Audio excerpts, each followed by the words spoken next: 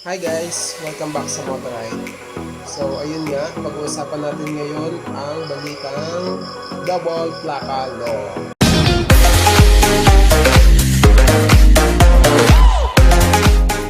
Kung napatupad na nga ba talaga. Pero bago natin simulan yun, gusto ko ipakilala sa inyo ang aking kabady na si Kiki! Ayan, ang aking Suzuki GSX-S 150 na si Kiki. So ayun nga, kanina nagbo-browse ako sa Facebook. Nakita ko yung mga posts ng mga ka-riders natin na bakit nga ba daw kung kailang pandemic is daw nila ipinatupad, saka daw inilabas yung IRR or Implementing Rules and Regulation ng Doble Plaka Law. So ayun nga, ito papakita ko sa inyo. Nagbo-browse ako, nakita ko to kanina. So ayan, yung IRR, Implementing Rules and Regulation. Nakasaad na po dyan kung ano yung mga size nung ilalagay nilang plate number sa likod at saka yung sticker number sa harap. Ayun nga, tuloy na ang Doble Plaka Law. Nilabas na nila ang IRR. Ayan, nakakalungkot mang isipin na kung kailan nasa panahon tayo ng pandemic is kanila ini-implement ang ganitong mga batas. Humihingi lang ako sa inyo ng konting tulong para maikalat at mai-share itong video na to para sa mga ka-rider natin, para sa mga motorista na kung may balak man sila na magplano ng tipon-tipon, kung may balak sila na magprotesta, wag muna nilang gawin at iisang tabi muna, dahil sa panahon ngayon mas importante ang kalusugan natin kaysa sa Doble Plaka Law. Kung bago ka dito sa channel ko, i-click mo na yung subscribe button at i-hit mo na rin yung bell para ma-notify ka every time na mag-upload ako ng mga videos. Gusto ko nga palang i-try yung magiging actual size ng Doble Plaka Law. Yung metal plate niya dito sa plate number niya dito sa likod, at saka yung magiging sticker number niya dito sa harap. May kabitan pa naman tayo na parang dashboard para dun sa mga kagaya ng ganitong motor, hindi pa tayo mahihirapan kasi tingin ko naman papasok naman yung size niya dito. So ayan, gawin na natin.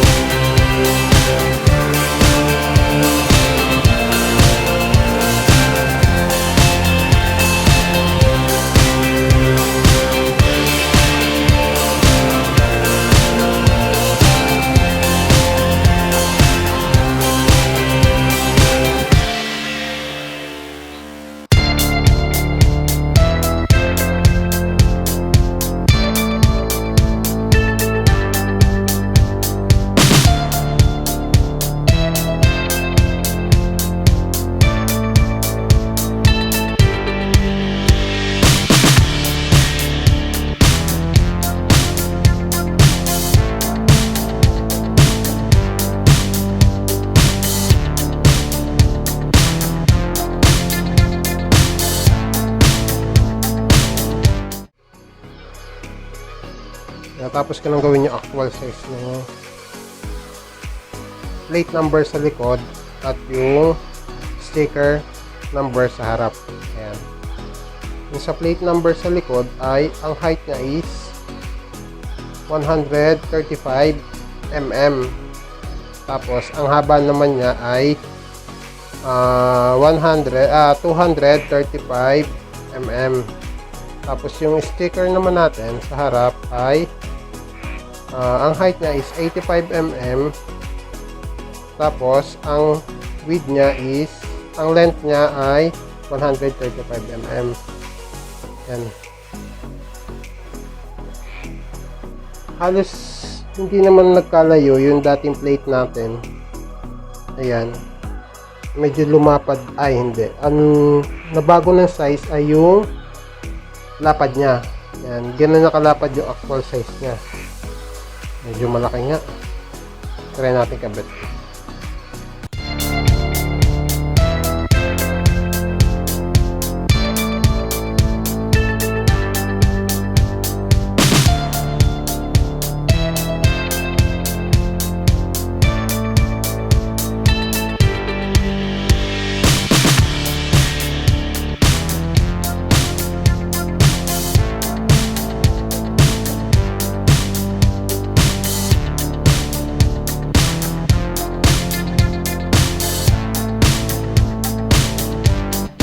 So, ayan ang kanyang actual size. Medyo malaki nga. Ayan. Tapos, yung sticker naman sa harap, ay ito yung magiging actual size.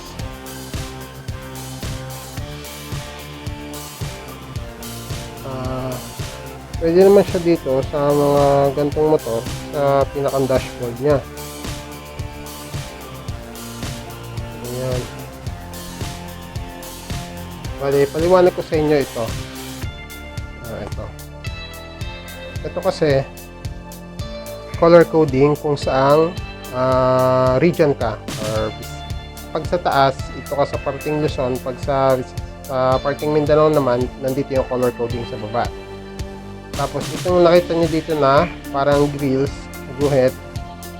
Ayan naman ay QR code na validation daw na legit yung kinabit na plate number. Same lang din dun sa front, pinaliit lang nila. Ganun na ganun, parehas na parehas lang din. At yun nga palang IRR na nilabas ng LTO, ipa-flash ko na lang sa screen. Tingnan nyo na lang dun yung mga document. Stay tuned lang kayo sa Motoride. Ride safe and peace out!